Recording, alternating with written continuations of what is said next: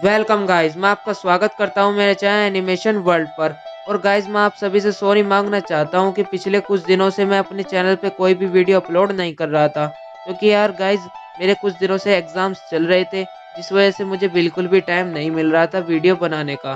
पर अब मेरे फाइनली एग्जाम्स एंड हो चुके हैं, तो अब चैनल पर रेगुलर वीडियो आएगी और हम बहुत जल्दी इस डेथ नोट की सीरीज को भी अब कंप्लीट कर देंगे, ताकि हम और भी अलग-अलग इंटरेस्टिंग एनिमेज को अपने चैनल पे एक्सप्लेन कर सकें। और कोई अगर भाई डेथ नोट की सीरीज को पहली बार देख रहा है, तो यार मैं आपसे रिक्वेस्ट करना चाहूँगा कि आप सबसे पहले पुराने एपिसोड्स को देखें, जिनकी लिंक मैंने डिस्क्रिप्शन में दे रखी है, जिससे आपको स्टोरी समझने में आसानी होगी। तो यार बिना किसी देरी के आज की इस वीडियो को हम स्टार्ट करते हैं। Flip a bag, now I'm serving a Tesla. Going back, shawty with me, I stepped up. GTA for the ops, ain't no less up. Shawty born to be my angel, yeah, I'm blessed up. Cooking right up in the stool, gotta check the fan. Yeah, I'm watching out for ops, yeah, they know. तो episode की starting में शिरीगामी world को दिखाया जाता है, जहां पर सभी शिरीगामी रियूक के बारे में बात कर रहे होते हैं। वे बोलते हैं कि लगता है रियूक सच बोल रहा था कि उसकी जो डेथ नोट है वो ह्यूमन वर्ल्ड में गिर गई है, और अगर वो किसी ह्यूमन को मिली है तो रियूक तब तक वापस नहीं आएगा जब तक उस ह्यूमन की डेथ नहीं हो जाती। और फिर एक शिरीगामी बोलता है कि रियूक हम सबसे बहुत ज़्यादा अलग है और उसके पास एक अलग से डेथ नोट भी है। जिस बात को सुनकर बाकी सब शिरीगामी हैरान हो जाते हैं। और फिर हमें लाइट के रूम को दिखाया जाता है, जहां पर लाइट ryuk के दिए हुए ऑफर के बारे में सोचता है, पर वह कुछ देर सोचने के बाद उस ऑफर को मना कर देता है।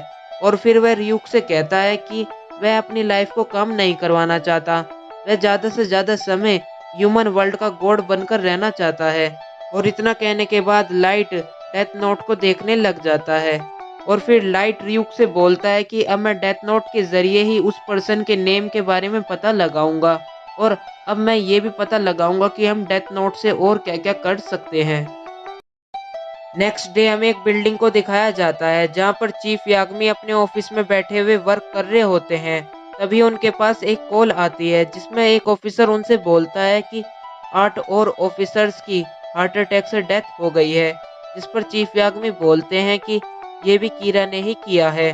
बाद में वो ऑफिसर चीफ याग्मी को बताता है कि जो डेथ इस बार हुई है वह पिछली डेथ से बहुत ज़्यादा अलग है, और एक क्रिमिनल ने तो अपनी सेल की वॉल पर एक अलग सा पैटर्न बना रखा था।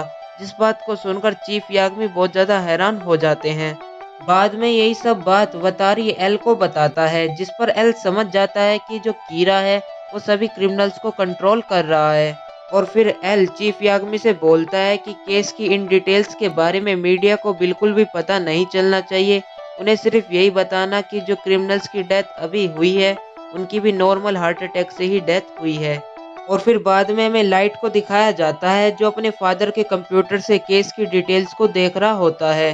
और फिर वह ryuk को बताता है कि जैसा उसने डेथ नोट में लिखा था बिल्कुल वैसा ही क्रिमिनल्स ने किया, पर 3 क्रिमिनल्स ऐसे थे जिन्होंने अपना काम नहीं किया। जिससे हमें पता चलता है कि जो डेथ नोट है सिर्फ उन्हीं कामों को कर सकती है जो रियल में हो सकते हैं, जो पॉसिबल नहीं है उन्हें डेथ नोट नहीं कर सकती। और इसके बाद लाइट अपने कंप्यूटर से एक क्रिमिनल का रिकॉर्ड निकालता है, जिसने अभी कुछ ही दिनों पहले बैंक में रॉबरी की थी। और फिर लाइट ryuk से बोलता है कि मैं इस क्रिमिनल के ज़रिए उस पर्सन का नाम पता लगा लूँगा। और फिर लाइट अपनी एक स्कूल फ्रेंड को कॉल करता है और उससे डेट पे चलने को बोलता है। नेक्स्ट डे वे डेट पर भी जाते हैं, और फिर वे एक बस में चढ़ते हैं, और वह मिस्टीरियस पर्सन अब भी उनका पीछा कर रहा होता है। और अपनी इन्वेस्टिगेशन को एंड करने के लिए वह पर्सन उनके साथ उनकी बस में ट्रेवल करता है। और फिर ट्रैवलिंग के दौरान बस एक स्टॉप पर जाकर रुकती है। वहां पर वही क्रिमिनल बस में आता है जिसका रिकॉर्ड लाइट ने अपने कंप्यूटर पर निकाला था। और फिर वह क्रिमिनल बस को हाईजैक कर लेता है। और फिर लाइट अपनी साथ आई लड़की से बोलता है कि मैं उसकी गन छीनकर उसे पकड़ लूंगा। जिस पर पीछे बैठा वो मिस्टीरियस पर्सन लाइट से बोलता है कि मेरे पास पहले से ही गन है और मैं उसे रोक लूंगा, तुम्हें ऐसा करने की कोई ज़रूरत नहीं है। जिस पर लाइट उससे प्रूफ मांगता है कि उसके पास क्या प्रूफ है कि वह उसका साथी नहीं है। जिस पर वह पर्सन सोचता है कि अगर लाइट कीड़ा होता तो वह अब तक उस पर्सन को मार देता, पर वह अब तक शांति से बैठा है। तो इसी वजह से वह पर्सन अपनी आईडी प्रूफ लाइट को दिखा देता है, जिसमें उस पर्सन का नाम रेप एम्बर लिखा होता है और लाइट उसे देख लेता है।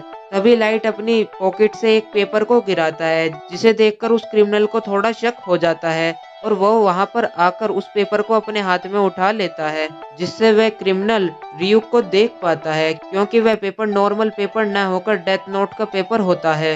और वह क्रिमिनल रियूक को देखकर बहुत ज्यादा डर जाता है और रियूक पर अपनी गन से फायरिंग शुरू कर देता है, पर गन की बुलेट से रियूक को कुछ भी फर्क नहीं पड़ता और वह क्रिमिनल डर के मारे बस को रुकवाकर बस से बाहर कूद जाता है और उस क्रिमिनल का एक कार से एक्सीडेंट हो जाता है। बाद में हमें पता चलता है कि ये सब लाइट का प्लान होता है और फिर लाइट बोलता है कि अब तुम्हारी बारी है रेप एम्बर, और यहीं पर डेथ नोट का एपिसोड 4 एंड हो जाता है। तो गाइज आपको ये एपिसोड कैसा लगा कमेंट में मुझे बताना। वीडियो अच्छी लगी हो तो यार वीडियो को लाइक कर देना, चैनल पे नए हो तो यार चैनल को सब्सक्राइब कर दो और मैं मिलूंगा आपको नेक्स्ट वीडियो में। तब तक के लिए गुड बाय।